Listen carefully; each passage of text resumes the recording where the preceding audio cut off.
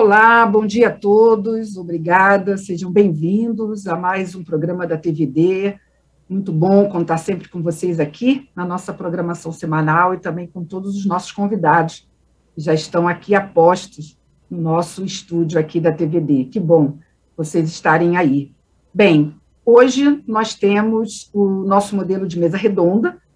A mesa redonda tem um número maior de participantes, a gente valoriza bastante a presença de todos esses líderes aqui, então vamos debater com eles o tema, e vocês vão, com certeza, enviar comentários e perguntas, e ao final a gente, então, abre para essas perguntas e comentários de vocês. Mas como eu sempre quebro as regras, pode ser que eu traga alguma outra pergunta no meio do debate, porque é sempre assim, né? Vocês me conhecem, tudo combinado, nada resolvido. Então, caprichem, que se a pergunta for muito boa, eu trago a pergunta antes. Até porque o tema de hoje é um tema que vai suscitar, com certeza, bastante questionamento. A gente está num debate setorial, né? Estamos aqui com líderes do setor financeiro, um setor que hoje mudou completamente, né? É fantástico a gente observar o que é hoje o setor financeiro brasileiro, depois de todos esses novos modelos de negócios. Então, a gente tem diferentes empresas, perfis, mas tem uma coisa que está presente em todos eles, que é a digital, a pegada digital. É isso que marcou a disrupção no setor financeiro. Então, se é um banco tradicional, se é um banco de serviços, se é uma seguradora, não importa. A questão do digital é realmente o que está fazendo essa transformação e trazendo novos modelos de negócios. Então, o que a gente vai, para a gente situar? Hoje a gente sabe que esse setor está vivendo um momento de grande transformação e discussão sobre esse modelo, os novos entrantes estão aí, a gente está acompanhando nas mídias sociais, Febraban, Zeto, está todo mundo conversando sobre como essa coisa toda vai caminhar, e a gente sabe que tem muitas questões polêmicas envolvidas, mas a nossa questão aqui vai estar, nosso holofote está sobre tecnologia e segurança e fraudes eletrônicas, porque é essa a nossa preocupação. Então, a gente tem que olhar a transformação, tem que aplaudi-la, tem que acompanhar os novos modelos de negócios, mas não pode perder de vista a questão da segurança, da proteção, da privacidade de dados. Eu quero agradecer também à Apgate, que é o nosso parceiro nesse evento.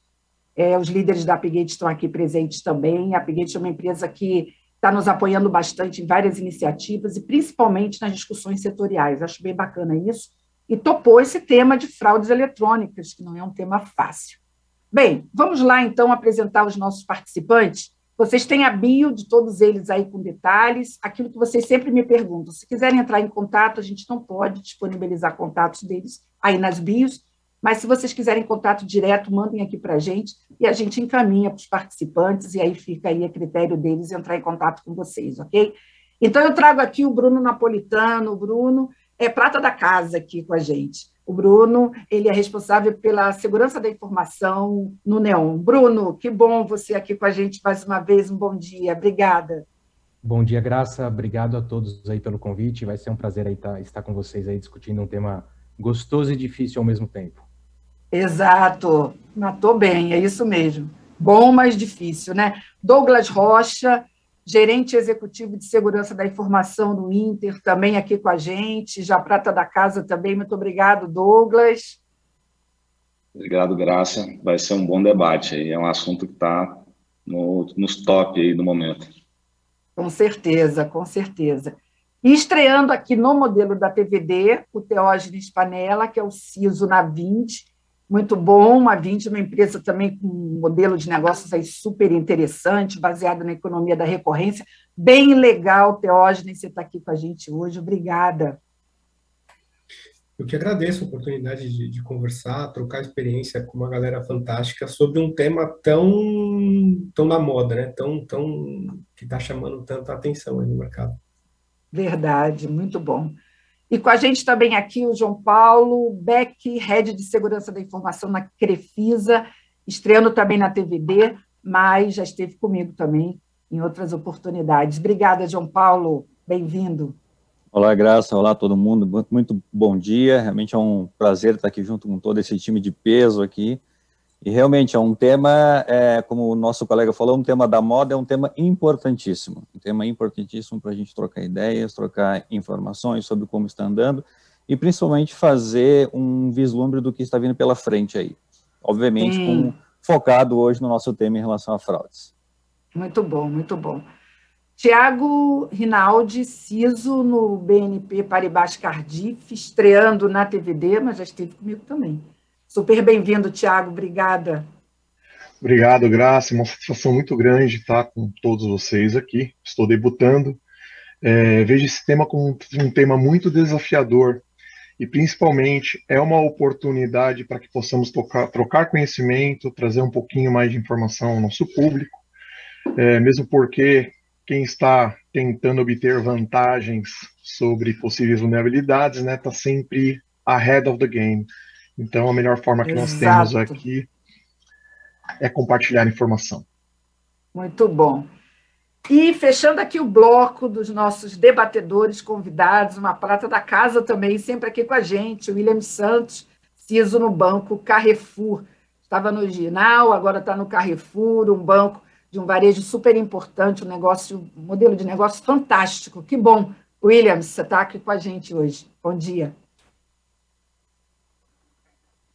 Bom dia, Graça. Obrigado aí pela oportunidade de estar aqui com vocês. É um tema totalmente novo, um tema relevante, né, traz muitos desafios aí para a área de segurança da informação, né, porque toda nova funcionalidade gera uma oportunidade, né, como o Thiago bem comentou aqui. Obrigado. Exato. Bem, pessoal, agora eu quero apresentar para vocês, acho que a maioria já conhece, é um executivo, uma figura super conhecida, e por que não dizer querida, viu? Tabajara do mercado. Marcos Tabajara aqui conosco, mais uma vez, da Apgate. Que bom. O Marcos Tabajara é Channel Sales Director Brasil da Apgate. Bem-vindo. Super obrigado mais uma vez, graças aos painelistas também, ao pessoal que está assistindo aí. Realmente é um tema super interessante e intrigante, né? Muitos desafios, principalmente para vocês que estão aí do lado da mesa dos CISOs. Eu vou pegar uma carona no que o João falou. O que vem pela frente. Isso do ponto de vista, lógico, segurança da informação, que é o nosso assunto aqui, mas o que vem pela frente, né, eu já ando vendo aí uma transformação de Open Banking para Open Finance, quer dizer, é uma extensão, né, uma extensão por API, nesse caso, do que vem pela frente aí, mas, mais uma vez, super obrigado, estou super excitado de estar aqui, para encarar esse desafio aqui, esse painel pela frente. Obrigadão. Muito bom. E estreando aqui na TVD, e super bem-vinda, representando aí, junto comigo, o bloco feminino, que atua cada vez mais no setor de segurança da informação e cybersecurity. Márcia, a pronúncia correta do seu sobrenome, se estiver errado, você me corrija aí. Jaimo, é isso? Ou isso. Então acertei de cara. Jaimo, que bom. Quase não é italiano, né, Graça? Quase não, né? É a Sales Engineer e CSM Brasil da Apgate. Bem-vinda, Márcia. Muito obrigada pela oportunidade, e alguns eu já conheço, outros eu estou conhecendo agora. E muito obrigada pela oportunidade de estar junto com vocês. Estamos por aí para a gente discutir o que for melhor para todos nós. Muito bom, excelente. Bem, pessoal, já estou recebendo aqui as boas-vindas de vocês, obrigada, tá? Todos apoiando bastante esse tema e parabenizando a TVD e a Apgate por trazer esse tema. Vamos começar falando exatamente do que o próprio Tabajara e outros já pontuaram, né? A gente tem um novo ecossistema financeiro, que estava sendo chamado de Open Bank, agora Open Finance, até porque banco, né? A gente está revendo até as terminologias que a gente sempre usou nesse segmento, né? Cada vez mais a gente tem novos modelos, enfim, e temos que realmente ampliar isso, né? Então, eu quero começar colocando uma pergunta para o Bruno, que é a seguinte: Bruno, está ficando melhor para o cliente, sem sombra de dúvida, está ficando muito bom para os clientes, mas está ficando muito difícil de gerenciar e monitorar do ponto de vista de segurança, Bruno? Bem, Graça, obrigado pela pergunta. E, mais uma vez, eu sou o primeiro, eu fico chateado, assim, sempre de começar a ser o primeiro, mas vamos em frente. o que eu acho? Tá? Olha, só um parênteses, você é o primeiro, o Williams deve estar chateado de ser sempre porque ele é o último. Eu não tenho culpa, são as mães e os pais que escolhem os... Não, tô brincadeira. Mas tem que brincar, né? Para descontrair. Um tema desse, né, Bruno? Se a gente não começar relaxando, vai ficar difícil. Sem dúvida. Acho que, assim, essa evolução digital e essa evolução tecnológica no mundo financeiro, acho que trouxe um benefício gigantesco para a sociedade, né? Porque a gente hoje atinge uma população que até então ela não conseguia, né, ser bancarizada. Acho que hoje ainda o estudo deve ser que 40%, 50% das pessoas elas não têm acesso a banco. Então, nós, né, falando um pouquinho do Banco Neon, depois tem o pessoal do Banco Inter, a gente consegue chegar nessa população muito mais fácil do que um banco tradicional. Falando um pouquinho dos riscos, né, que acontecem hoje, com certeza o nosso mundo ele ficou muito mais difícil e é muito difícil a gente separar quando a gente fala segurança da informação e quando a gente fala prevenção ou combate à fraude, são coisas muito interligadas, porque às vezes uma coisa não especificada corretamente e não olhada corretamente do ponto de vista de segurança pode trazer, né, uma fragilidade para o time de prevenção a fraudes. Então, é um tema muito correlacionado. As empresas, elas investem muito em tecnologia. Acho que no último ano não tem precedentes o quanto que essas empresas estão investindo, tanto em segurança quanto tecnologia. Acho que não existem mais restrições orçamentárias quando se falam desses temas. Várias empresas surgindo para nos ajudar no trabalho de onboarding desses clientes, no trabalho de prevenção à fraude dessas operações. Só que quando você olha, a gente investe em tecnologia, a gente monitora o ambiente e quando a gente dá um passinho para trás, a gente vê que grande parte das fraudes que hoje elas ocorrem são aquelas fraudes que ocorreram ou que ocorrem há 10, 15, 5 anos atrás. Fraude do boleto, né? Fraude do call center. E tem fraudes, e é um tema que eu falo muito, tem fraudes que por mais que você tenha a melhor solução do mundo, o elo mais fraco sempre acaba sendo o usuário final. Não tem jeito. Então, num caso de um boleto falsificado, puxa, se a pessoa não prestar atenção, se ela fez uma compra, se ela deve ou se ela não deve, ela vai lá e paga. No caso dos idosos no call center, né? Hoje, inclusive, olhando na internet, foi presa uma quadrilha de call center de roubar dados de idosos.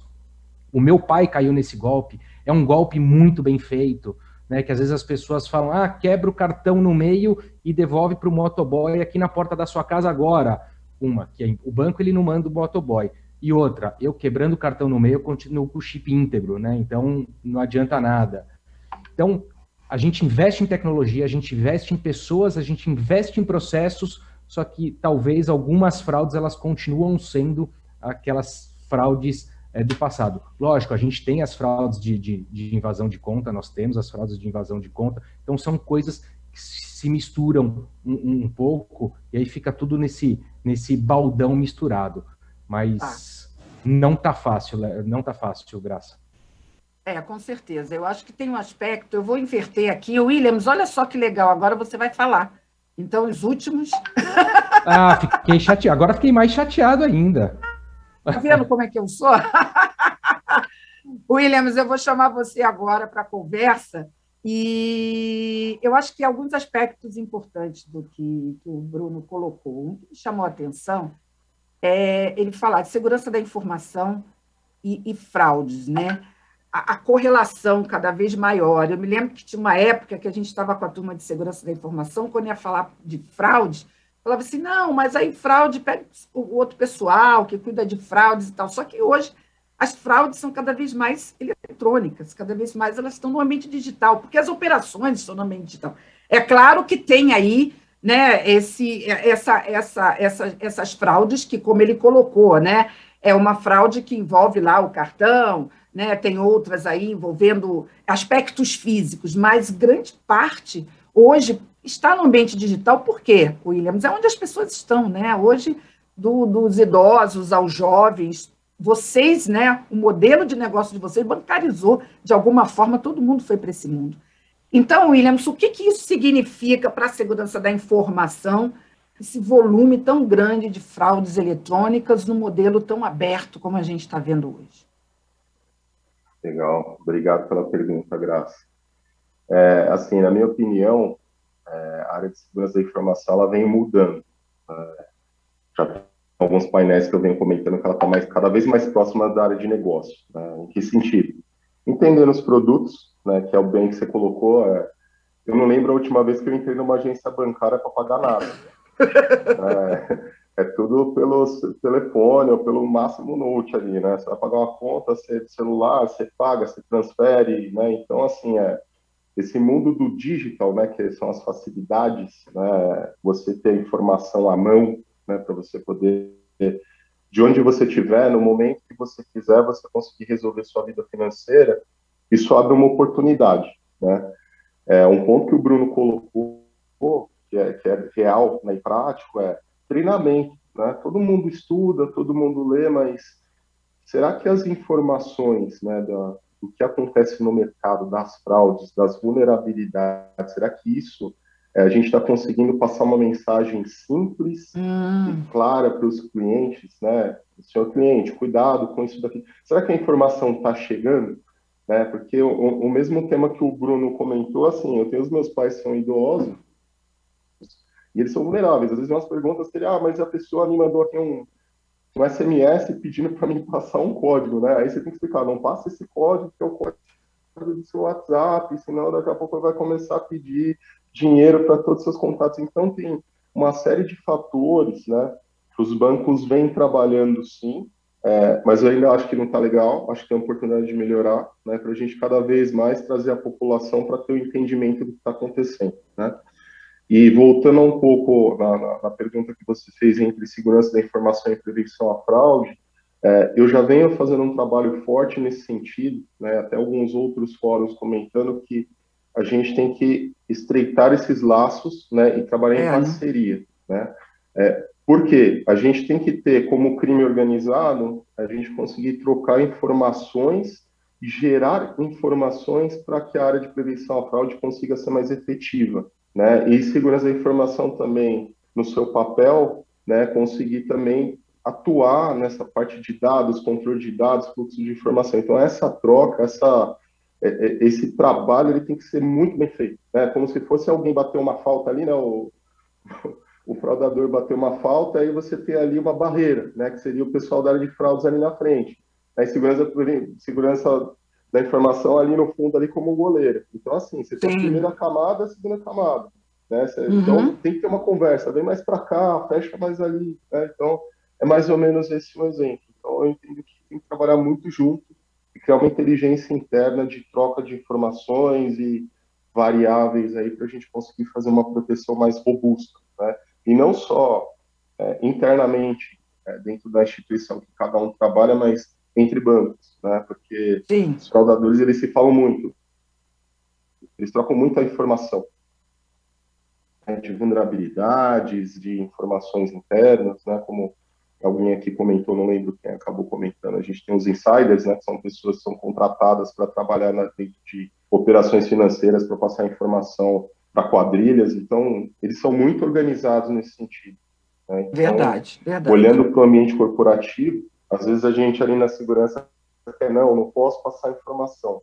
É um erro, né? Tem que mudar isso, né, Williams? Tem que mudar, né? Mas trocar... Exatamente, Graça. É isso.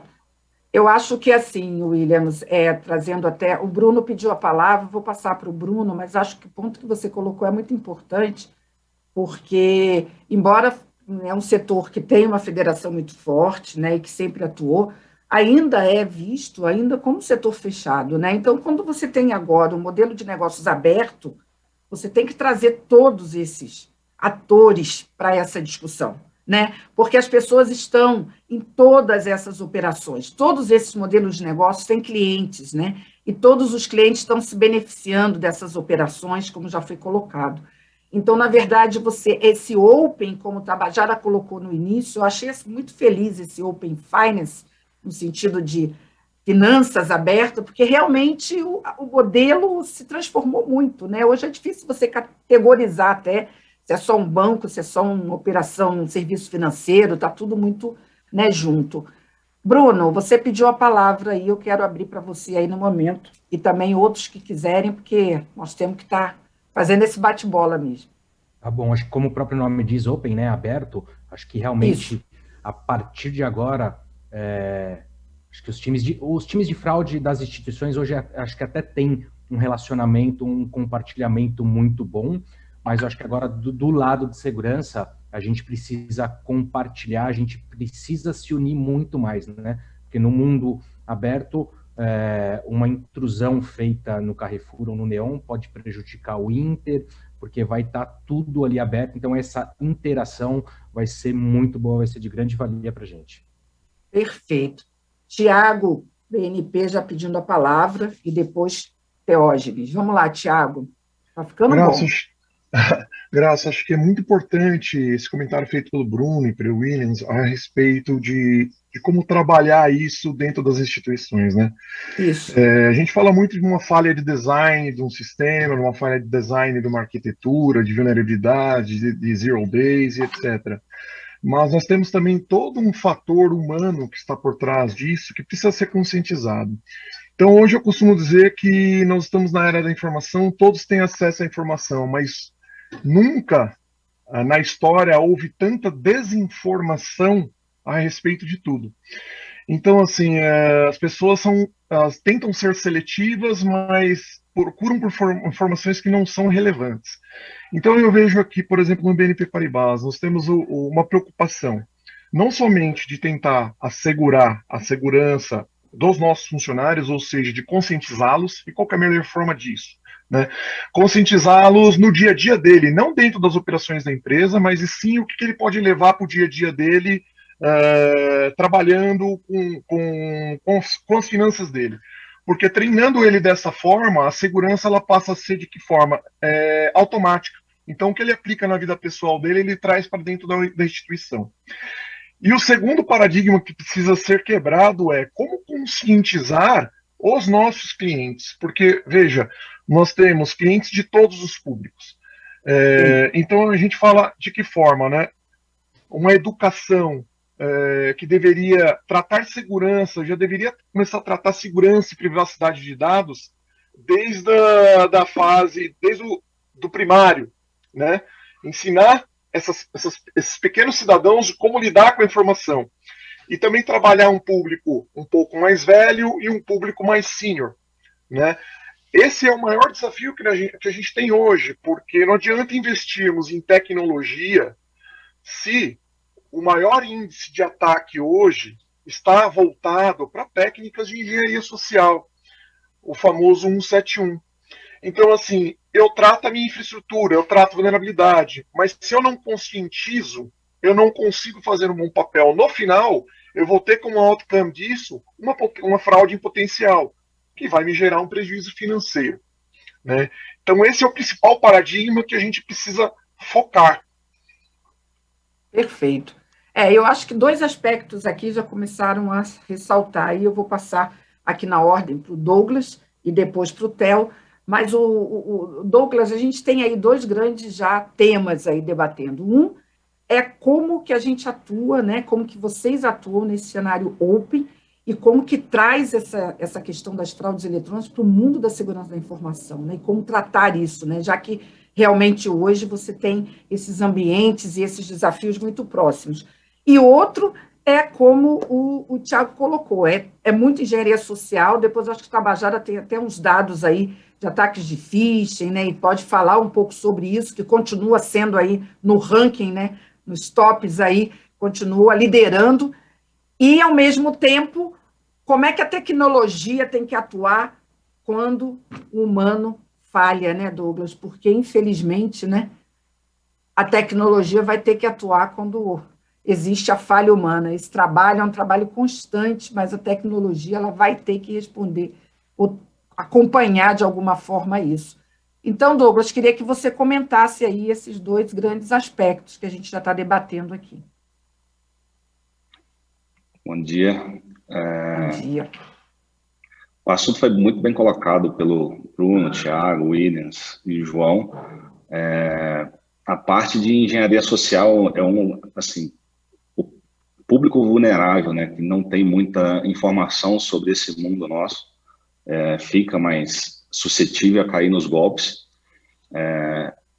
Dentro dos times de segurança, os times de threat intel têm que estar muito bem afiados para encontrar esses perfis falsos dentro de redes sociais, e é difícil. A gente precisa de denúncias, né, para tentar derrubar esses perfis, bloquear algum número de WhatsApp que está fazendo um golpe, se passando por você. Mas eu quero adicionar alguns centavos aqui na discussão sobre o começo das fraudes. Antigamente, antes do Open Bank, um fraudador, ele burlava ali uma identidade, um comprovante de residência, e tentava em um banco abrir uma conta. Se o banco não faz essa validação inteira dos dados da pessoa, ele acaba conseguindo abrir aquela conta e ganha seus limites e começa a fraudar.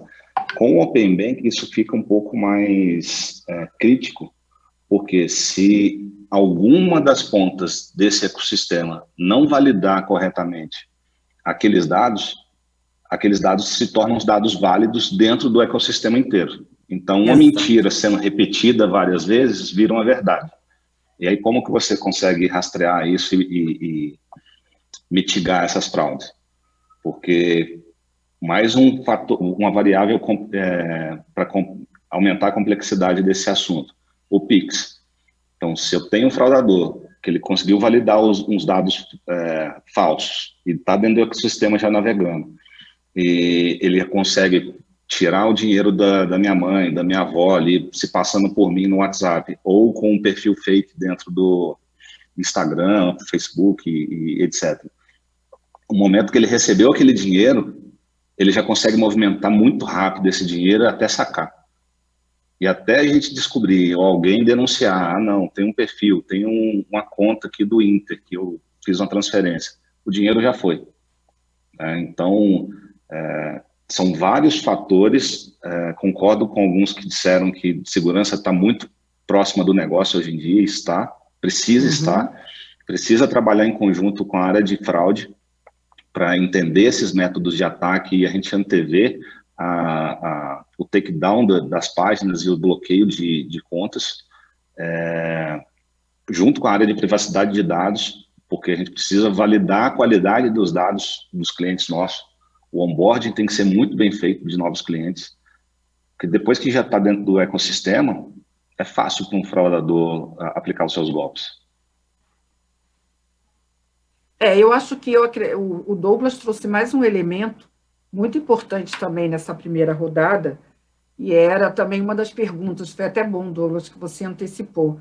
Eu vou passar aqui na minha ordem, aqui eu tenho o Theo para falar, mas não quero deixar de pontuar que realmente no mundo open, né, Douglas, como você colocou, onde você tem aí uma cadeia interagindo, né, todos os participantes dessa cadeia têm que estar com o mesmo, né, ou deveria estar com o mesmo nível, né, de responsabilidade em relação à operação, ao dado, né, porque realmente uma falha num ponto da cadeia vai comprometer. Então, acho que isso é um aspecto muito importante hoje, porque você tem N empresas atuando, né? Você tem uma miríade muito grande de empresas, então isso se torna realmente mais complexo. Theo, como é que você, do teu ponto de vista, numa operação como a sua, que é super interessante, né? Você vê esse cenário, como que você acha que você se insere, né, com o teu modelo de negócios nesse contexto? Bom,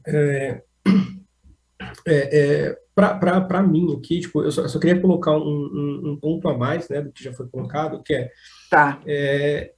todas as barreiras que a gente estabelece internamente dentro da empresa com esse processo do Open Bank, ela deixa um pouco de existir, porque o dado que anteriormente ficava sobre o meu guarda-chuva, ele passa aí para outra entidade, né? E não existe existe o período, né, onde eu tenho o período de compartilhamento desses dados com a outra instituição que foi autorizada, que passou por todo o trâmite de autorização, ele não tem a obrigatoriedade, né, da outra parte de excluir esse dado após o período de compartilhamento. Né? Então, assim, havendo um vazamento de dados naquela outra ponta, os dados que inicialmente eram da minha responsabilidade passam a ser de responsabilidade da outra entidade. E como que ficaria, né, como que fica o processo de responder a este incidente para saber quem foi que vazou o dado da instituição? Né, tipo, porque, assim, inicialmente esse dado existe em 2 lugares, não exclusivamente em um único ponto. Aí eu gostaria de ter a opinião do pessoal aí para, né, tipo, um entendimento deles sobre essa duplicidade de informação, tá? Bom, para a Vind, tipo, a gente faz parte do ecossistema da Local Web agora, a gente não é uma empresa única, exclusiva, isolada. Então, para a gente, as possibilidades, né, são vastas, visto que a gente pode integrar com outras empresas do grupo e oferecer serviços de recorrência de uma maneira muito mais ampla e muito mais fácil do nosso lado.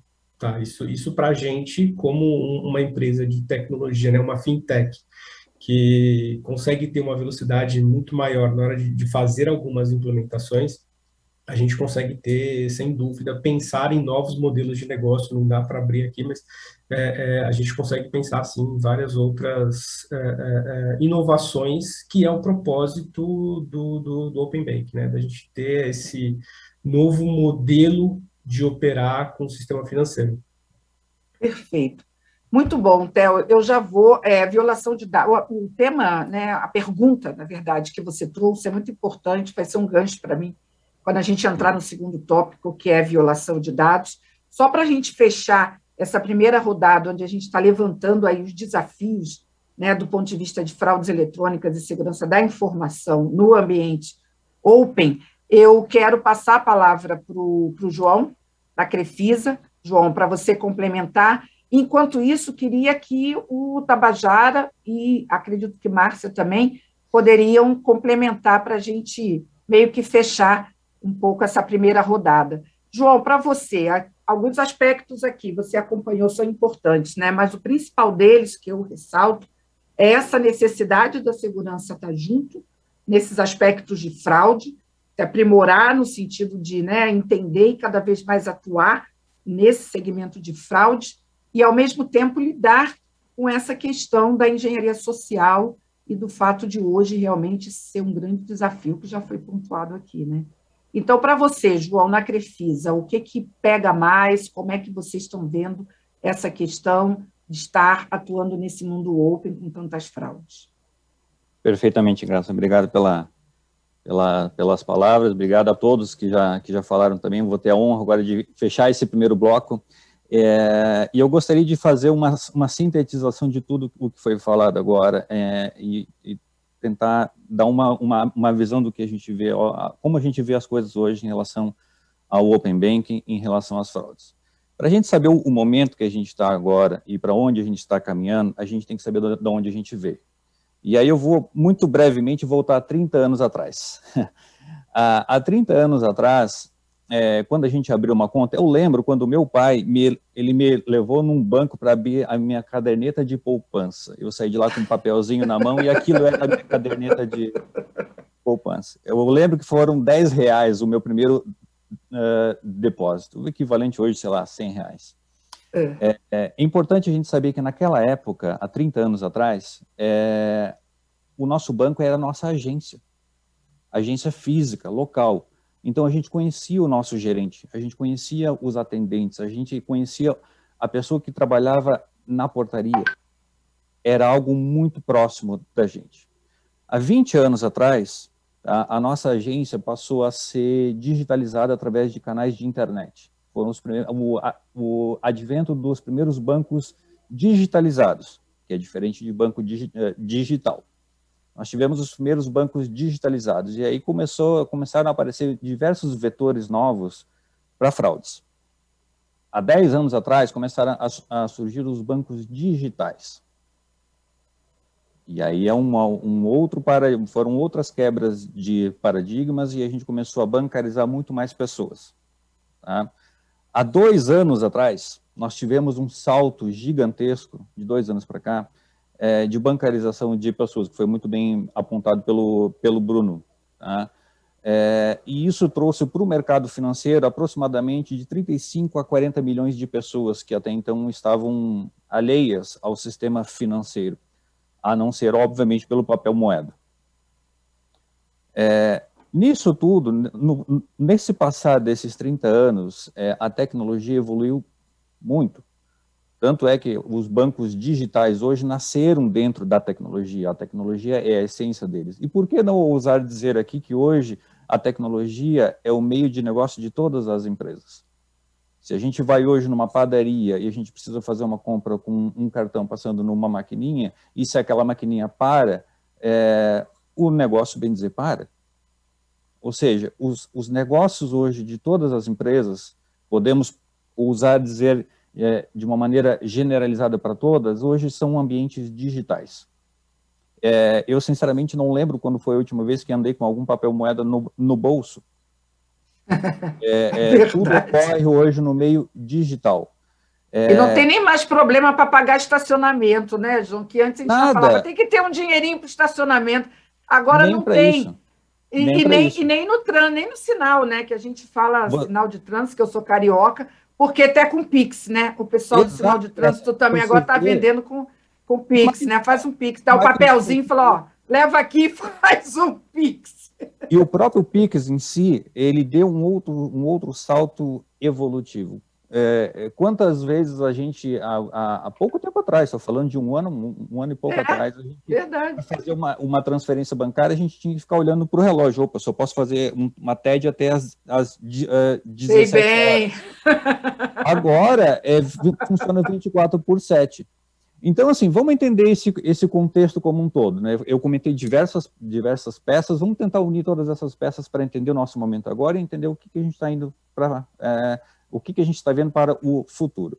Nós temos uma evolução de tecnologia muito rápida. Nós estamos falando de um universo de não mais do que 30 anos.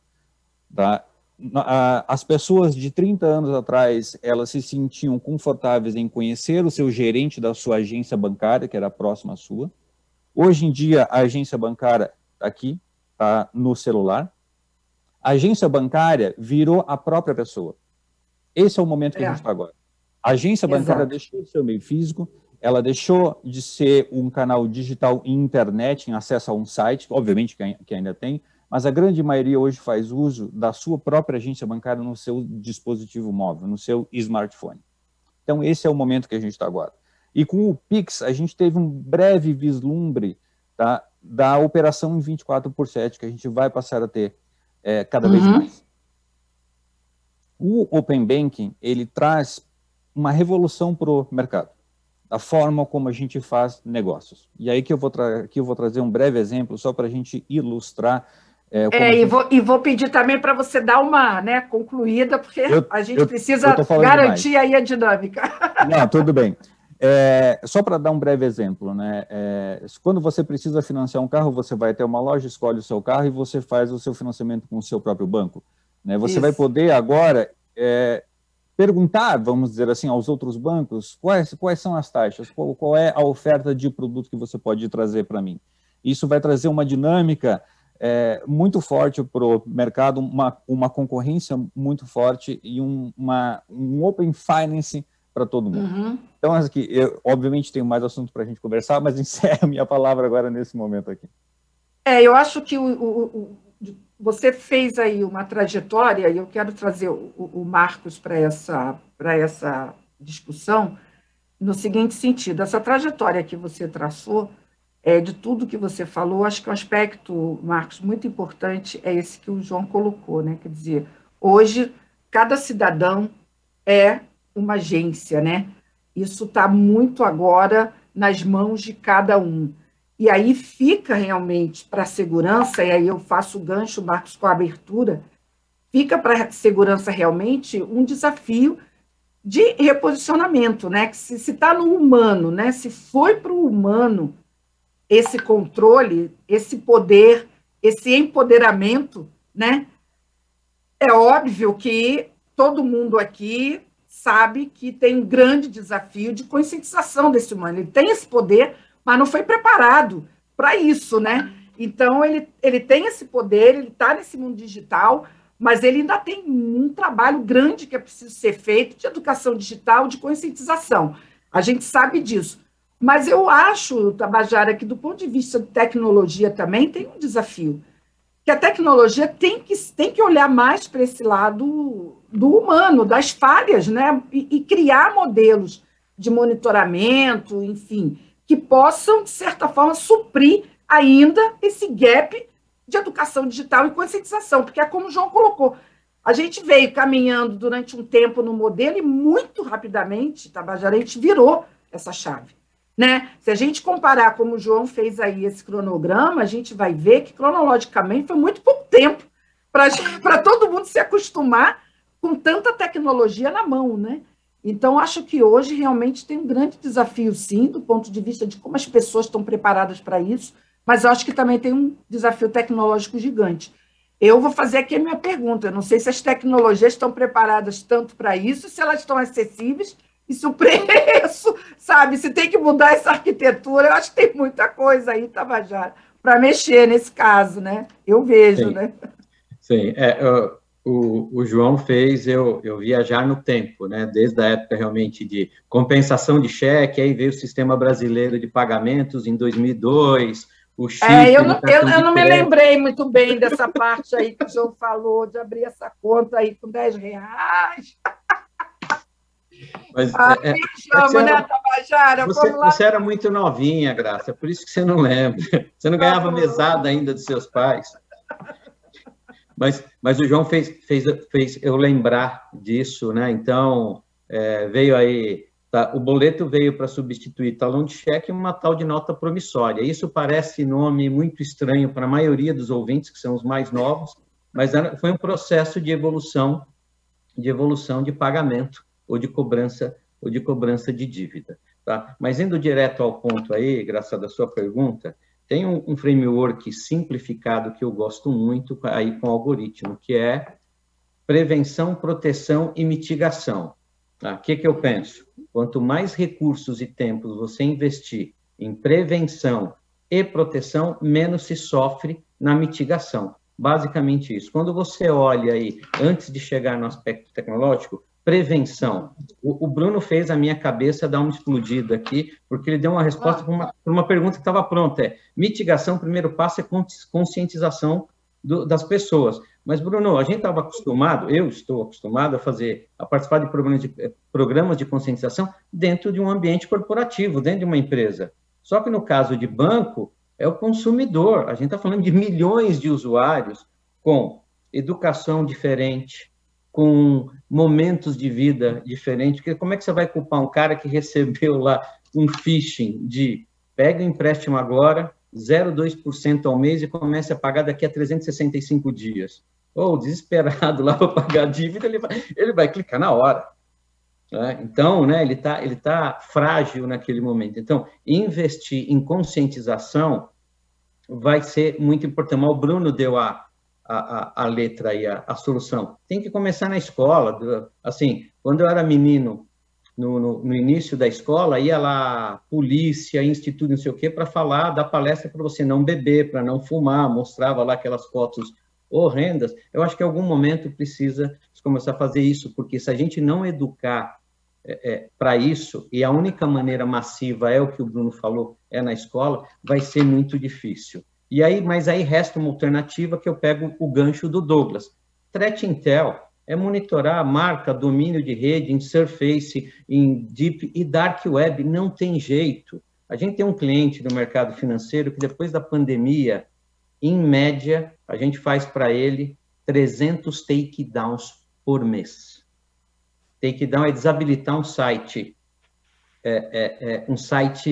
malicioso, ou clonado exatamente, ou com domínio muito parecido. A gente está falando de 300 sites diferentes por mês, em média, depois da pandemia. Graça. Isso é uma enormidade, não dá para se fazer de uma maneira só contando com um time com o time dentro da empresa. Virou realmente em escala mundial, como acho que quem comentou das organizações de hacker aí. Eles têm uma certa organização, trocam informações, acho que foi o Thiago, né, Thiago? Foi. Foi o Williams. Perdão, Williams. Williams. Então, eles trocam informações, quer dizer, não dá, se você não tem uma camada de inteligência artificial, você não tem, no final do dia tem que ir para a mão de um gênio, de um nerd, de um especialista em segurança. Mas senão você não consegue. Mas o importante é investir recursos e tempos mais tempo em prevenção e depois ser muito forte, muito rígido na camada de proteção, para doer menos em mitigação. Tá? E os bancos, eles têm uma planilha de cálculo, uma metodologia de cálculo do risco.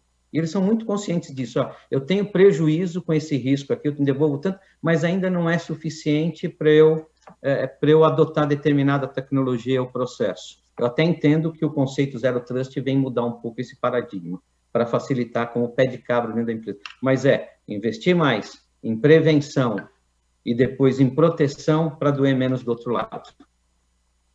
Márcia, eu queria que você comentasse esse número esse exemplo que o Tabajara trouxe, dos 300, né, takes down aí.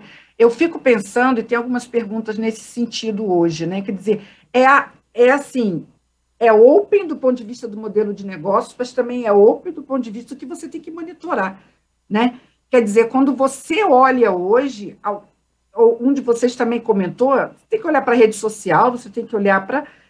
Enfim, é um absurdo a quantidade de ambientes vulneráveis que precisam ser monitorados, né, Márcia? Isso se tornou realmente um desafio imenso, né? Isso se tornou um desafio imenso e cada vez mais é um trabalho em conjunto entre os provedores de segurança, que o Tabajara falou, e vocês, bancos. A gente tem que trabalhar de mãozinhas dadas, porque senão a gente nunca vai chegar num resultado bom. Esse número que o Tabajara deu foram de takedowns, mas a localização de fraudes triplicou no período da pandemia e não abaixou agora que as pessoas estão começando a voltar às suas vidas normais. Continua no mesmo patamar. Então, alguém falou muito de conscientização, a gente precisa ter muito cuidado, fazer a conscientização dentro e fora, principalmente para os nossos clientes, mas ter cuidado em fazer uma conscientização que chegue a cada tipo de cliente. Não adianta você falar com a linguagem do jovem para um senhor de mais idade. Então, em princípio, a gente trabalha muito junto, tanto os provedores de soluções quanto os bancos. É um trabalho a 4 mãos. Perfeito. Muito bom, excelente. Essa conscientização desafiadora. Tabajara pediu a palavra? Pediu, e acho que na ordem também o João pediu. Pode falar, Tabajara. É que a Márcia fez lembrar de 2 dados que eu estava estudando aí. Primeiro, que existem mais de 650 lojas de aplicativos espalhadas pelo mundo. E um estudo de Open Banking na Europa e na Ásia, um país de cada, apontou que 56% das fraudes em Open Banking estão dentro de aplicativos. E o mundo, ele é aplicativo. A meninada hoje, todo mundo faz tudo por aplicativo. Tá? Então, isso realmente chama atenção, que está dentro dessas multifacetas que você comentou, rede social, Deep Dark Web, e por aí vai. Era só para complementar que a Márcia disparou aqui. Sim, muito bom. Não, e esses dados são importantes para ilustrar. O João pediu a palavra e depois o Thiago. Sim, João, eu só queria fazer um breve comentário em relação ao que a gente está falando sobre conscientização.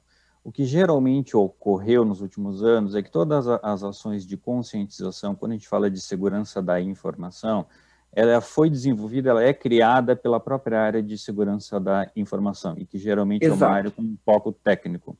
Uma das coisas que a gente precisa pensar daqui para adiante, e eu quero deixar essa mensagem aqui, é que para a gente conscientizar, a gente precisa entender de pessoas. Não adianta nada eu entender somente de tecnologia e querer conscientizar pessoas, a gente precisa entender pessoas. E quando a gente fala de uma escala do nível Brasil, a gente está falando de um universo de mais de 210 milhões de pessoas com uma diversidade absurda. Tá? Pode ousar dizer que não existe país no mundo com tamanha diversidade como a gente tem hoje. Então, para que a gente consiga conscientizar as pessoas, a gente tem que entender das pessoas. E aí eu quero deixar uma dica aqui que é fundamental, é que, ao meu ver, dentro das empresas, a melhor área que conhece de pessoas é a área de marketing. A gente precisa começar a envolver as áreas de marketing nesse processo de conscientização, seja interno e seja para os próprios clientes em si. Porque muitas vezes a gente ouve falar, né, invadiram uma conta, invadiram tal conta, fizeram tal transação, mas a gente raramente, ou quase nunca, a gente ouve falar que um banco foi invadido. Porque, na verdade, os bancos não são invadidos. Como a gente muito bem pontuou, existe muito investimento em tecnologia, em prevenção, em monitoramento. Isso é muito positivo, isso dá resultado. A questão é que o ponto fraco são diretamente as pessoas. Por isso que as pessoas ainda são vítimas de phishing. Ultimamente tem muito aquele golpe da tal clonagem de WhatsApp, que não é clonagem, é uma transferência de titularidade do próprio WhatsApp. Não é uma clonagem. E as pessoas entregam o seu token de boa-fé. Ou seja, nós temos um problema em relação à conscientização das pessoas, mas nós não estamos utilizando, vamos dizer assim, as armas corretas para que a gente consiga realmente levar a informação frutífera para as pessoas estarem mais conscientes. Tanto é que a grande maioria das pessoas que são vítimas de fraude são as pessoas acima de 30, 35 anos. Ou seja, são as pessoas que estão acostumadas com um sistema bancário não digital. Bom, exatamente. Não vou tomar mais muito tempo. Mas esse ponto que você colocou, inclusive, já é uma sugestão aqui de trazermos cada vez mais profissionais e líderes de outras áreas, né? Porque quando o tema é conscientização e educação, não dá para considerar só segurança envolvida com esse aspecto, com toda certeza. Muito bem pontuado. Tiago? Até pegando carona aqui nas palavras do João, de fato, muito se depende muito dos profissionais da área de segurança fazer essa conscientização. Acho que tem um ponto importante aqui, até tratando de ecossistema, né? Isso está na moda. Acho que é uma grande oportunidade para que as empresas comecem a procurar parceiros de negócio que ofereçam esse tipo de conteúdo. Então, se eu tenho um ecossistema onde, de fato, o meu sistema vai se integrar com outros parceiros, eu posso trazer, muitas vezes, uma empresa que tem como business treinamento, e se é treinamento, é focado em pessoa, para fazer essa conscientização dos meus clientes. Então, por exemplo, tem exemplos de parceria com entidades como Coursera, que se pode colocar dentro do próprio site institucional. Então, assim, o cliente loga, aquilo já é um ecossistema, e automaticamente você consegue direcioná-lo para fazer um tipo de treinamento específico. Óbvio, não um treinamento massivo de 1 hora, de meia hora, mas pílulas de conhecimento. Eu acho que esse é um dos caminhos também para que a gente consiga, aos poucos, ir doutrinando a nossa comunidade e, a partir daí, conseguir colher os benefícios deste investimento. Muito bom. Pessoal, a gente, de certa forma, já passou por esse tema, comentando aqui, mas eu registrei aqui que o Theo, ele colocou um aspecto que eu acho que é importante. Nós temos aquele tópico de violação de dados, e antes da gente passar para fraudes, né, detalhar mais e trazer perguntas da plateia, eu queria passar por esse tema. E a colocação do Theo, desculpe, foi muito importante. Eu não sei, vou deixar em aberto, talvez Tabajara possa comentar, Márcia, mas também os demais. Uma violação de dado hoje, quer dizer, um processo que começa numa ponta dessa cadeia e acaba, né, de certa forma, corrompendo a cadeia como um todo. Eu sei que a discussão aqui não é tão específica sobre LGPD, enfim, nem vocês são, né, profissionais que atuem diretamente nessa área, mas o quanto isso se torna uma preocupação para vocês nesse modelo open, né? Porque, na verdade, o quanto que uma violação, que uma questão de dado na ponta pode comprometer. Quem pode comentar? Tiago. Boa, Tiago. Bom, na verdade eu acabo trabalhando também com isso, sou encarregado de dados do BNP Paribas Cardiff, e a gente acaba lidando isso no dia a dia. Que bom, tem carregado de dados aqui na roda, isso é ótimo. Né, o risco é duplo, né? Então, né? Assim, até pegando aí, quando o Teógenes ele comentou, né, sobre responsabilização, né? Acho que uma coisa que a gente precisa levar em consideração é que o dado, quando ele vaza, ele nunca vaza sozinho. Então, assim, vaza um conjunto de dados, basicamente, né? E, geralmente, esse conjunto de dados, ele vem com uma consequência, muitas vezes, para uma determinada instituição. Então, quem tem serviço de Threat Intel e etc., sabe que vai monitorar na Deep Web ou alguns outros sites, vazou dado de tal lugar. A partir deste momento, você consegue iniciar seus procedimentos internos para investigação, para saber onde está o seu ponto de falha, né? Por mais que esse dado tenha sido compartilhado com outras instituições financeiras, acho que o ponto de partida sempre é uma inteligência, é um sensor que está dentro do Threat Intel, por exemplo, uma denúncia de ameaça, uma denúncia nos canais de comunicação. Então, sempre tem alguém que vai avisar. As pessoas não se contêm em simplesmente roubar a informação e ficar quietinha. Eles têm que fazer o brag about it, né? O brag about it. Então, de alguma forma, a organização ela é notificada. Se não é notificada diretamente por esses sensores de Threat Intel, é notificada pelos indicadores de fraude, porque você vai começar a verificar, escuta, meu número de fraude cresceu, onde é que está falhando? Será que aquelas minhas perguntas básicas para fazer a identificação positiva do meu usuário está sendo suficiente? Vazou recentemente aqui, dia 19, teve uma publicação que 100 milhões de registros foram colocados novamente, possivelmente bases compiladas, mas estava on the wild. Então, assim, se aumentou o meu indicador, significa que os meus controles que estão na ponta não são suficientes para identificar positivamente um usuário. Consequentemente, eu tenho um número crescente de fraude. Acho que isso é um sinalizador. Sim, muito bom, excelente. Eu tenho pedido de palavra aqui do Douglas e depois do Williams. Douglas. Queria fazer uma provocação aqui, em cima disso mesmo que o Thiago estava colocando. Quando a gente fala em boleto, hoje tem uma centralizadora que valida os boletos e valida as informações. Não seria assim, um modelo talvez sugestivo de ter algum tipo de validador quando alguém for abrir uma conta? Porque pega uma base de dados dessa vazada e eu fraudo o CPF do Douglas e abro uma conta num banco que ele não tenha. Como que os bancos e as instituições estão fazendo esse tipo de validação? Se o CPF é mesmo daquela pessoa, se já não tem em alguma outra instituição aberta, como a gente casa esse ciclo, né, que é o que eu estava falando lá no início, né? Uma vez o dado fraudado subiu para o ecossistema e ele é compartilhado através do Open Bank, ele vira válido.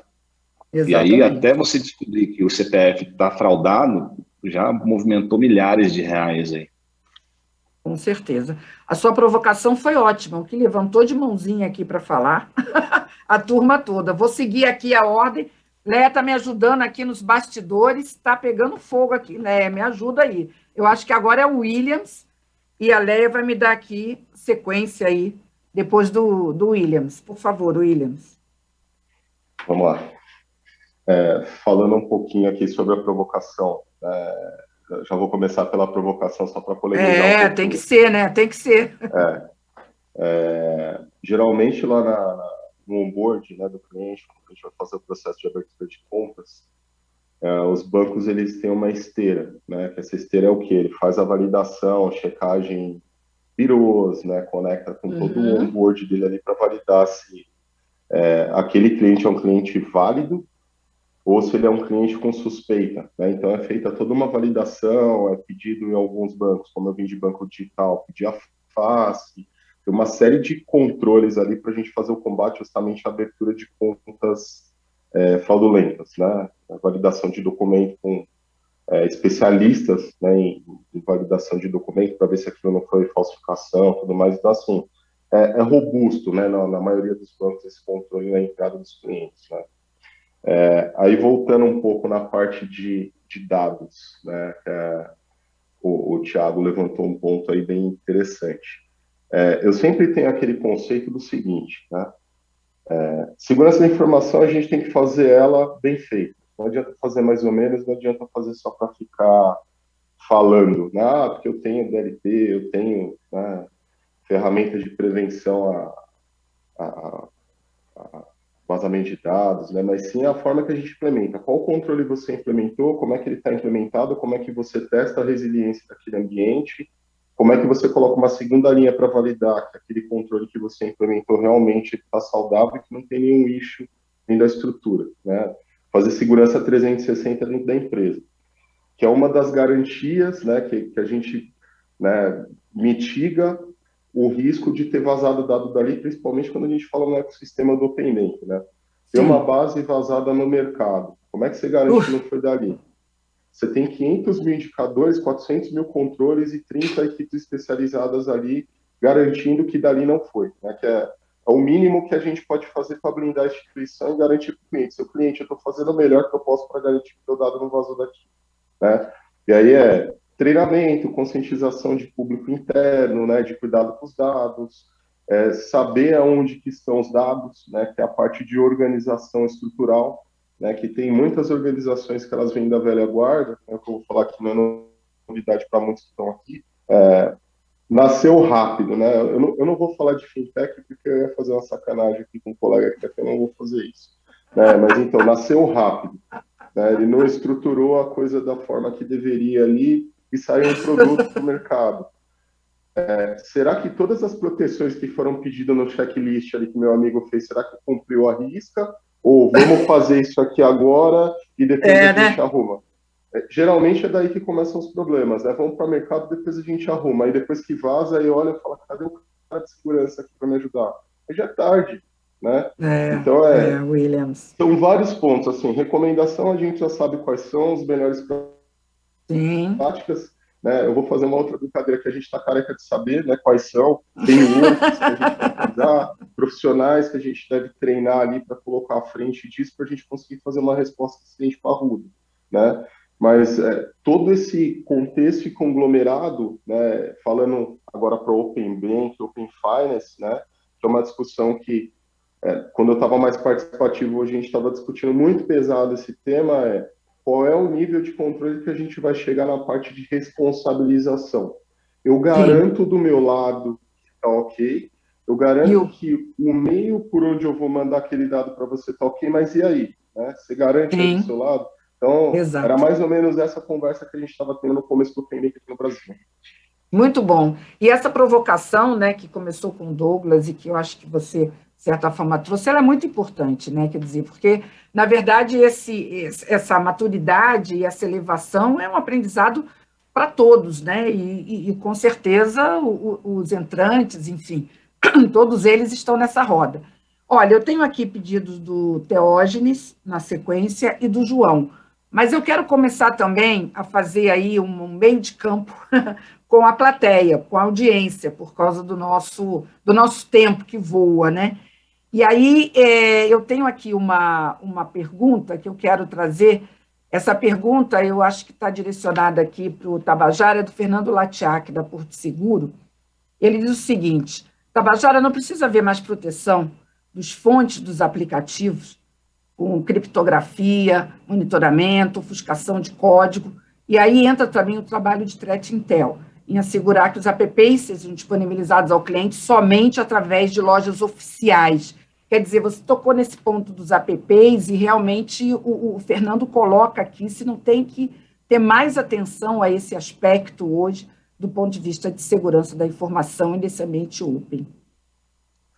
Sim, indo direto ao ponto aí, sim, precisa ter mais alguns mecanismos de controle. O problema é que o mundo é aberto, não só o banco, né? O mundo cibernético é aberto. Quando você fala que existem mais de 650 lojas de aplicativos, a grande maioria, pessoal, é aplicativo com código malicioso já introjetado, já feito com código malicioso. tá? Aí a gente vai voltando, aí até na provocação do Douglas. O grande problema é roubo de credenciais dos usuários. O grande problema é esse.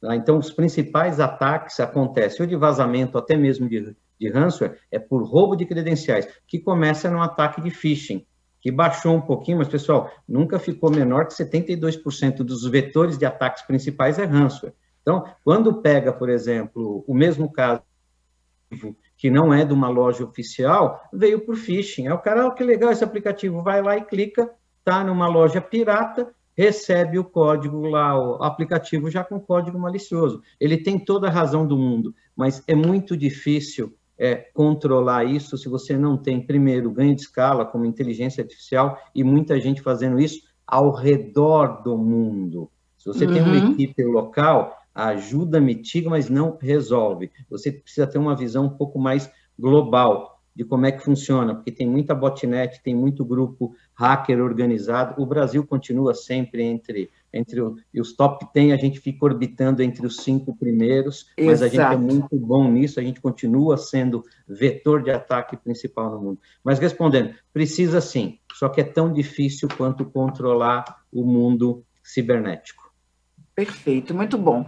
Vamos aqui atendendo aqui aos dois públicos aqui, né? O meu público aqui debatedor e também vocês que estão me acompanhando pela internet. Muitas perguntas, gente, vamos lá, né? Ó, eu tenho aqui o Teógenes, depois o João e o Tiago, e eu vou intercalando as perguntas de vocês, pode deixar. Legal. Teógenes, muito assunto, né, Teógenes? Está até difícil, né? Porque esse tema, vamos ter que voltar, vai ter que ter uma segunda rodada. Não, é legal aqui, porque assim, a gente está tendo 2 mundos, né? Eu como fintech e outras empresas também grandes que tem, porque assim, todo modelo, igual o William falou, cara, faz uma sacanagem com o cara de fintech, zero problema, cara, não tenho nenhum problema com isso, tá? Essa era para mim, tá? Ela cobrou, né? Porque assim, os 2 mundos têm dificuldades e tem problemas, né? Então, tanto grandes instituições que é difícil algumas coisas, até relacionadas à segurança mesmo, a cyber, quanto empresas pequenas que têm outros problemas, né? Mas existem vantagens nesses 2 mundos.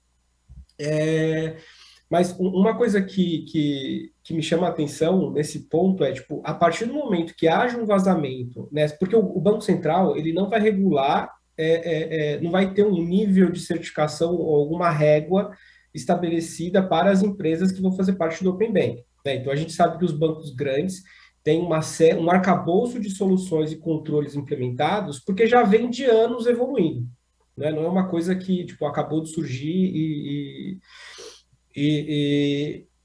diferente do Open Bank, porque o Open Bank está surgindo agora, e assim, regras de monitoramento, os grandes bancos também vão ter que se adequar, vai ser uma novidade para eles também. Né? Sim, exato, e a partir do momento que haja e como o Banco Central não vai regular a fintech, todas as instituições participantes do Open Bank são empresas que vão estar reguladas pelo Banco Central de alguma forma, né? Mas não existe, por exemplo, um PCI DSS ou alguma régua que vá nivelar todo mundo em determinados controles. Havendo um vazamento, né? Por que eu fiz aquela pergunta? Tipo, havendo um vazamento numa fintech, os bancos, os grandões, né? Tipo, todo mundo que é obrigado hoje a participar do Open Bank pode sofrer uma enxurrada de requisição, né? Ou seja, tipo, aqueles clientes que fazem parte dessas instituições financeiras podem receber uma enxurrada de ataques, de fraude, né? Devido a uma entidade terceira, né, que acabou sofrendo ali um vazamento de dados, né? Tipo, era mais nesse intuito a minha pergunta, né? Tipo assim, como que as instituições grandes, né, tipo, se eles têm algum movimento ou já se prepararam de alguma forma para responder esse tipo de movimentação, né? Tá, fica aí a discussão. Eu tenho o pedido do João, mas antes disso, eu vou trazer de novo para atender aqui a nossa plateia, uma colocação aqui de mais um CISO que está acompanhando com a gente, que é o Gil Santos. Tudo bem, Gil? Que bom você estar aí na plateia com a gente, que é o CISO da Conducto.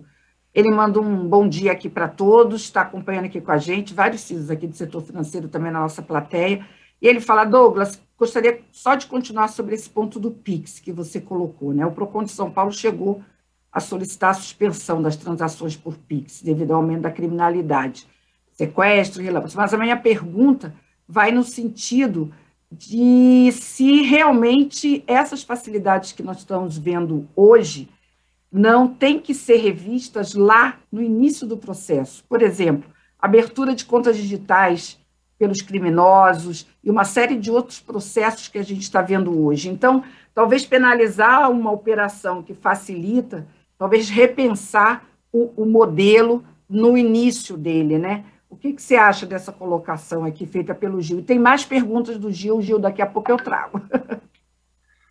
Foi bem colocado. Isso é exatamente o que eu estava falando no início. Você pega hoje, por exemplo, operadoras de telefonia. A gente tem aí as 4 principais. Com certeza todas elas têm um processo de validação de quem está fazendo o onboarding, né?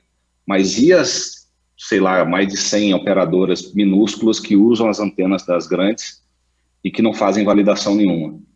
Uma vez que essas pessoas estão inseridas dentro do Open Bank, conseguem fazer um cadastro, conseguem abrir uma conta, quem que validou? Se aquela pessoa que abriu a conta é ela mesma. Isso é complexo. E aí penalizar uma tecnologia nova que veio e revolucionou o mercado, acho que tão importante quanto o Pix foi o TED, em 2001. Agora, penalizar o Pix por conta disso é complexo. Concordo que a gente tem que matar esses problemas, tem que ser estressados lá no início, né? Evitando com que as pessoas consigam entrar no ecossistema e validar, e tornar verdadeira um cadastro falso, né? Exato. Acho que esse ponto é muito importante, né? É um desafio porque tem que ir lá na origem e consertar lá, e se não consertou na origem, colocar tecnologia, né, e monitorar o processo para que realmente não tenha que penalizar um serviço, né, que traz um benefício. Então, acho que tem um desafio aí para vocês grande, né? Não tem que penalizar o serviço, tem que tentar consertar, né? Ir lá na origem, consertar e monitorar para tentar garantir que ele funcione bem. Muito bem colocado. Depois eu trago mais perguntas, eu vou aqui para a ordem com o João. João, tem uma provocação aqui, eu vou trazer para você. O Gil continua aqui fazendo uma provocação.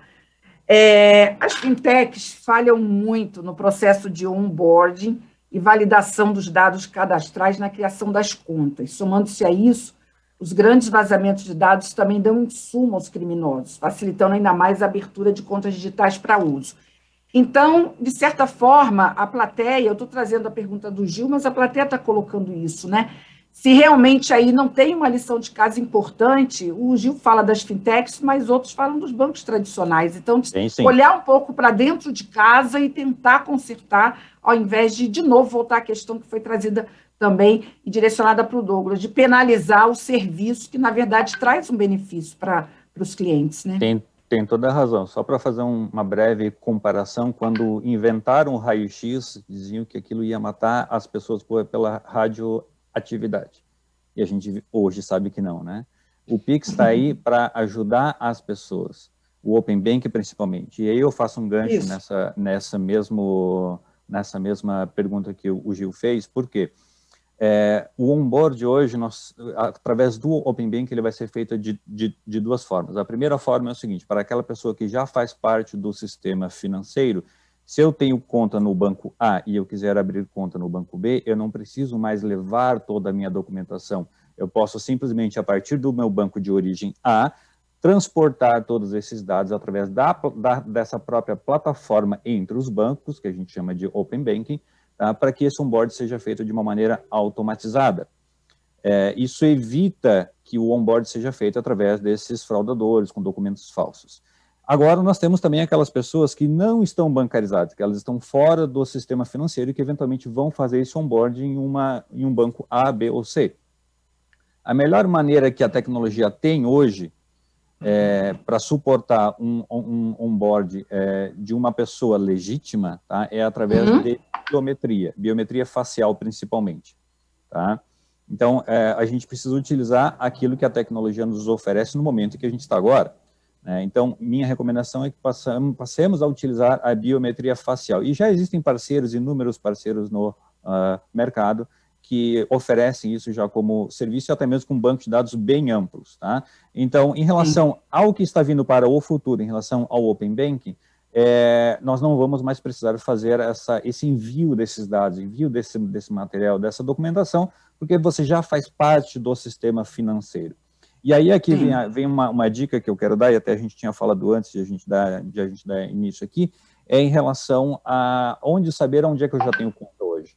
Tá? O próprio Bacen, ele oferece um serviço chamado Registrato, basta ir no Google e botar Bacen Registrato, você efetua o seu cadastro lá e você consegue ver exatamente onde você tem relacionamento com as instituições financeiras. Então, você tem toda uma lista, você passa a ser dono dos seus dados. E aí, a gente até antes de começar estava falando sobre isso, né? Até vou me beneficiar dessa dica. E eu só quero fazer um breve link aqui para a gente conversar depois, porque isso tem muito a ver com a LGPD também. Tiago e o Williams pediu a palavra, mas vou trazer aqui uma pergunta da plateia, do Alexander, só para intercalar aqui. Para você, Tabajara, eu gostaria de perguntar ao Tabajara como é que eu posso comparar as soluções de Threat Intelligence, porque às vezes não é que uma tem mais visibilidade que a outra, mas que tem locais da Deep e Dark Web diferentes mapeados, Tabajara. Então, como é que se compara isso? Você tocou nesse ponto e o Alexander está questionando aqui você sobre essa comparação.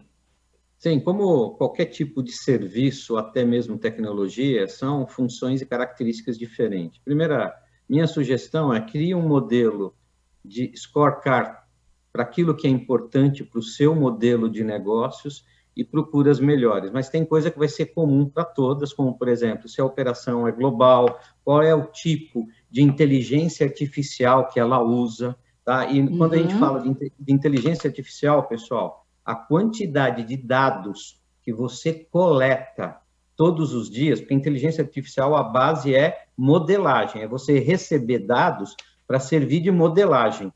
Então, se você tem inteligência artificial, mas a coleta de dados é muito pequena, você vai sofrer, tá? Então, eu estou falando o seguinte, e direto no ponto, e me desculpem, mas a gente tem uma inteligência artificial que a gente monitora mais de 30 bilhões de conexões online, que no modelo de telemetria trazem metadados para essa camada de inteligência artificial, tá? Então, aí passa por redes sociais, mas passa também por Deep Dark Web profundamente, que isso é uma vastidão. Então, é o seguinte, pensa no modelo mais, não vou nem falar atualmente global, mas está mais para universal. Tem que ser muito mais abrangente do que o que a gente está acostumado a olhar aqui. Caso contrário, você vai encontrar um fornecedor que seja muito bom num determinado ponto específico, que pode até servir para você. De maneira geral, ele é bom num assunto, mas ele peca em outro.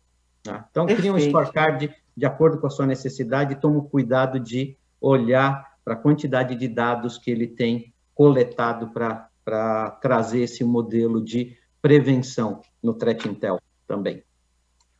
Muito bom. Atendendo aqui a todos os pedidos, né? Plateia e pedidos de palavra aqui também dos nossos debatedores.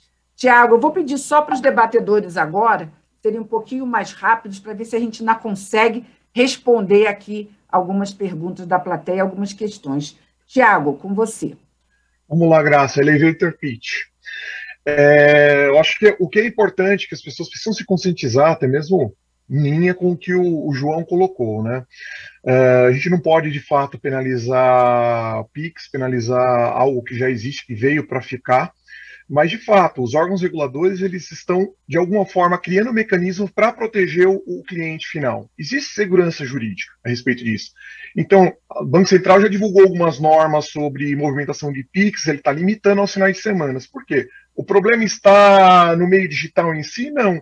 Está na criminalidade, que faz sequestro relâmpago, enfim, tem uma série de indicadores aí.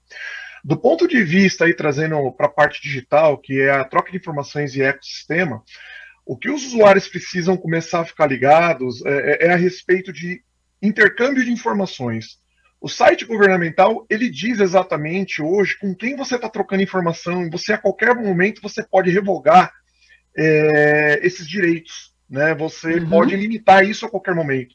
Então as pessoas precisam ter essa consciência, saber onde buscar, quais canais buscar, para poder fazer o controle, porque o controle das informações é muito fácil você muitas vezes imputar a uma entidade privada, a uma entidade pública.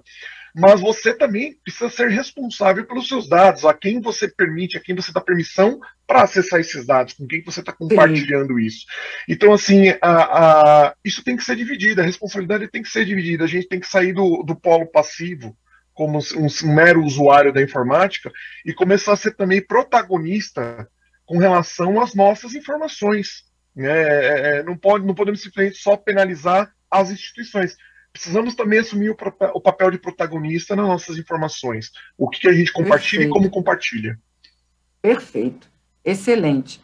Bem, depois do Tiago, eu tenho aqui no controle o pedido de palavra do Williams. Williams, por favor. Vou falar rapidinho aqui também. Parte do que eu ia falar que o Tiago acabou comentando, né, que é importante. Não acredito que a culpa seja do produto Pix, né? E sim, cada usuário tem que, né, assumir a sua responsabilidade. Só que um dos pontos também de fragilidade aí que o produto, não só o Pix, né, mas produtos financeiros em geral, né, acabou trazendo, que é o ponto que a gente discute, a partir do momento que ele gerou uma facilidade e uma fragilidade chegar junto, né, que é você carregar seu banco no seu celular. Antigamente o problema era a carteira com dinheiro, né, sacou o dinheiro no dia do pagamento, você ia na rua, aí o cara ia lá, roubava a carteira, acabava o dinheiro. Agora você anda com o banco no bolso. Né? Então, essa é a nova discussão. Assim, como é que a gente consegue apoiar os clientes, ou blindar os clientes, ou aumentar o nível de segurança dos nossos clientes nesse sentido, né? Alguns bancos, né, já pensam em alguns controles, né, como você colocar lá a senha do pânico e coisas do tipo, né, para você reduzir os limites e tudo mais, mas é uma discussão muito mais abrangente, né, porque ele entra até no tema de segurança física dos clientes. Exato. Né? Então, exato. Esse era um ponto que eu queria colocar aqui para a gente debater também. Esse ponto, eu quero trazer uma pergunta aqui da plateia também para a Márcia, usando esse ponto do Williams, Márcia. A pergunta vai no seguinte sentido: o modelo de Open Banking, ele está trazendo diversos benefícios, como a gente até está usando aqui o exemplo do Pix. Mas os casos de fraudes bancárias, a gente está aqui na discussão falando muito dos clientes em si, mas também esse monitoramento não tem que envolver, no caso, tanto até a própria área de segurança, né, os acessos privilegiados, e também funcionários, pessoas que hoje estão trabalhando em casa, no modelo remoto, que mesmo o setor financeiro está com muita gente no modelo remoto. Então, assim, além da discussão, né, relativa ao cliente final, se também não tem aí uma fragilidade, uma vulnerabilidade dentro do próprio ambiente corporativo financeiro. Sim, tem uma vulnerabilidade hoje e já existem metodologias de se proteger contra isso, tá? Contra essa vulnerabilidade. Além da conscientização, além da segurança de produtos físicos, também existem novas soluções em que você pode agregar para proteger toda essa gama de novo estilo de vida, vamos dizer assim, né? Porque é um de novo trabalho estilo também, de né, trabalho, trabalho de vida, também, de tudo, né? De tudo, por exemplo, né? uma coisa, acho que foi o Williams que falou, que agora a gente vive com o nosso banco no celular, né? Ou num cartão de contato. E já existem maneiras ridículas e simples de você proteger isso, né? Se os bancos ou as empresas ainda colocarem uma senha do pânico ou alguma coisa assim, seria ótimo. Tá? Porém, não deixa de ter a necessidade de você atacar todos os tipos de soluções, com todos os tipos de soluções. Tá? Infelizmente, o Brasil é conhecido como um dos, que nem o Tabajara falou, um dos maiores países onde nascem as fraudes. Mas por quê? porque nós somos muito mais avançados na área financeira do que qualquer país do mundo. Então, surgiu aqui, vai espalhar para o... Eu já tive diversos exemplos disso nessa minha trajetória. Tudo surge aqui no Brasil pontuado. E depois ataca o resto. Então, esse negócio de Open Banking, esse negócio de cartão por aproximação, que agora é uma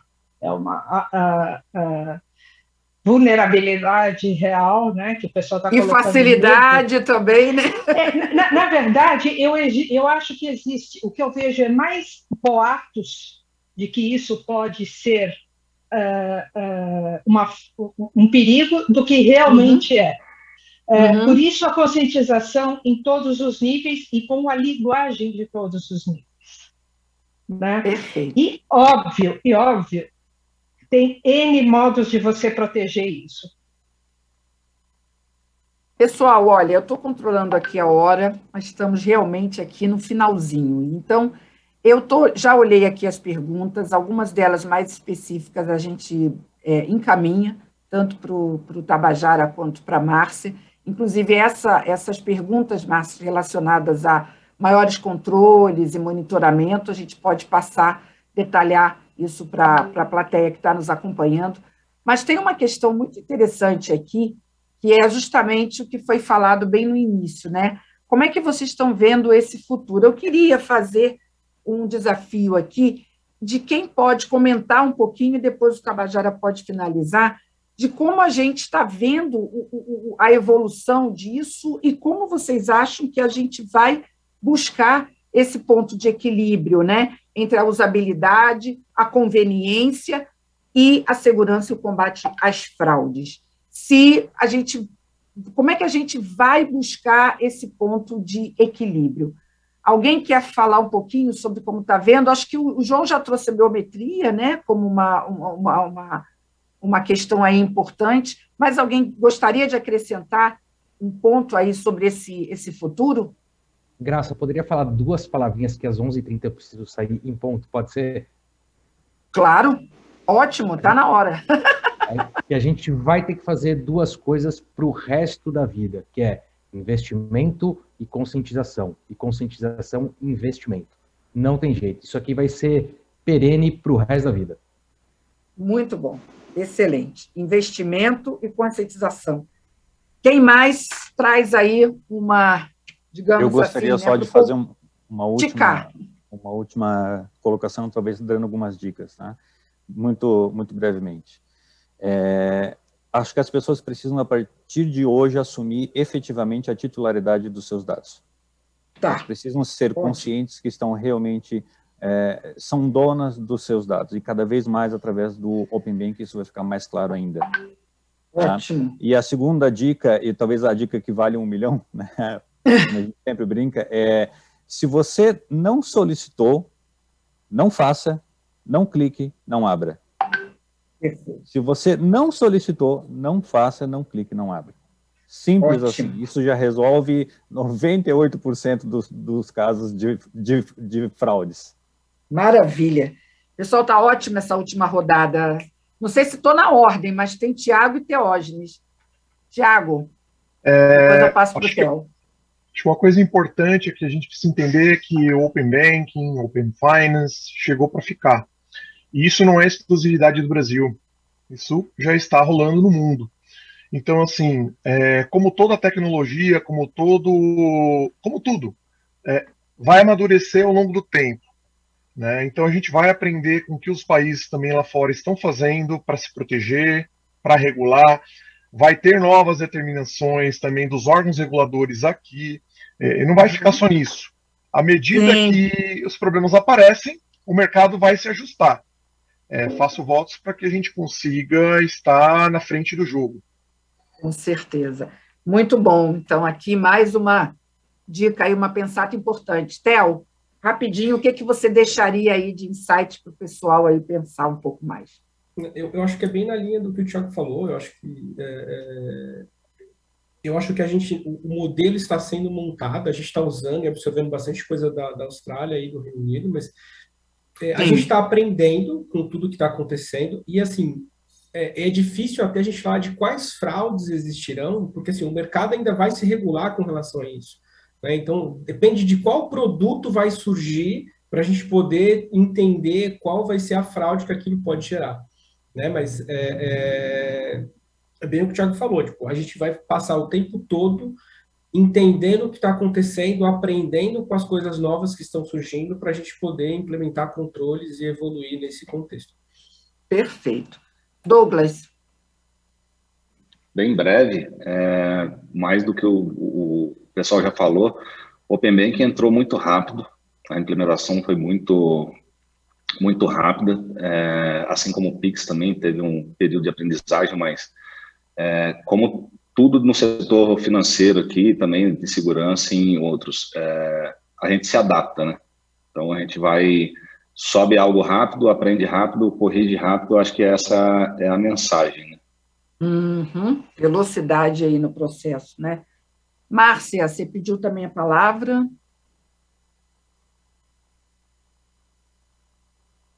Não? Não pedi, não. Ah, não? Ah, mas se você quiser falar, ainda tem um tempinho. Não, Tabajara. Eu concordo com todos, e principalmente, acho que foi o João que falou, que isso veio para ficar. Então, assim, a gente tem que... Não dá para mudar essa... Não dá para mudar, programa, e a gente, né? tem que entender, assim que for implementar, a gente tem que pensar com a cabeça do fraudador. Infelizmente. Verdade. Tabajara, suas considerações finais aí desse debate que ficou com um gostinho de quero mais, hein? Eu acho que a gente tem que ir para uma segunda rodada aí, porque boa. O assunto é muito bom, né? Ia ser ótimo. Eu vou fazer aí um resumo. Lógico, eu gosto muito do modelo triuno, que uma empresa é formada por pessoas, processos e tecnologia, mas eu vou fazer uma dissertação muito mais no aspecto tecnológico, que é a minha área de atuação. Claro, olhando aquele framework de prevenção, proteção e para evitar sofrer na mitigação, investir, como o Bruno falou, essa roda virtuosa que vai ser investimento, conscientização e investimento a vida inteira, investir em monitoramento, marca domínio, threat intel, para evitar que os ataques, principalmente de phishing, aí no aspecto social, né, de fraude social, começa pelo social aí, aconteçam. Na camada de proteção, pessoal, controle de acesso. Roubo de credencial continua sendo o número 1 como vetor de ataque para roubo de informações e também para ransomware. E junto com isso, eu vou pegar um gancho do João. O Foster tem um caderno de implementação de modelo Zero Trust, tem um item lá que ele fala o seguinte: aposentar senhas.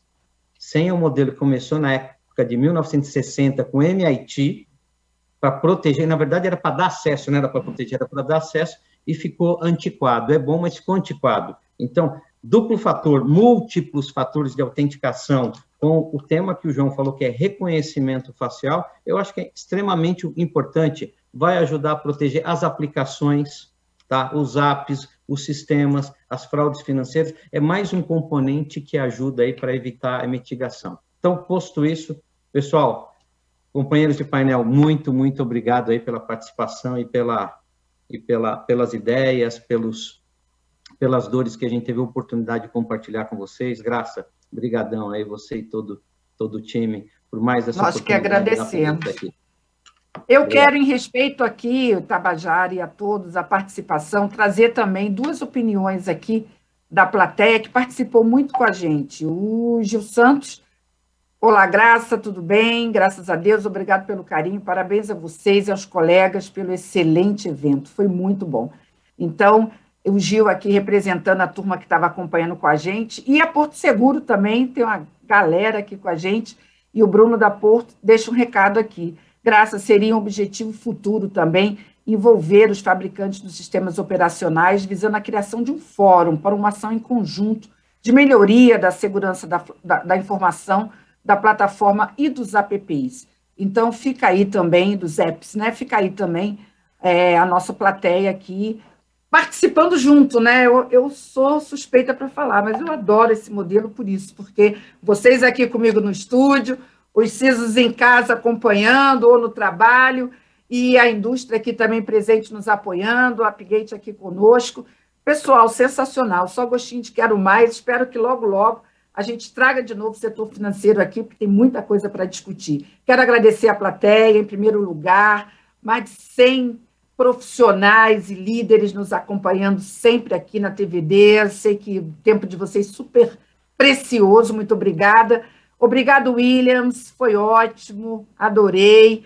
Obrigada, Tiago, muito bom. Teógenes, obrigada. Douglas, João, espero que vocês voltem. O Bruno estava aqui com a gente, teve que sair rapidinho. E, mais uma vez, obrigada, Marcos Tabajara, pelo apoio de sempre. Muito obrigada, Apgate. Muito obrigada, Márcia. Pessoal, até uma próxima. Tenham um ótimo dia. Continuem aqui conosco na TVD. Muito obrigada. Tchau. Um abração, pessoal. Tchau.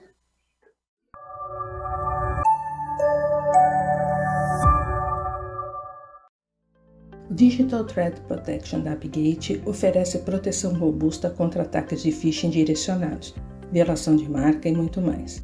Este vídeo fornecerá uma perspectiva sobre como nosso pacote Digital Threat Protection pode ajudar as empresas a deixarem de reagir a ameaças externas para, em vez disso, encontrá-las e removê-las de forma proativa.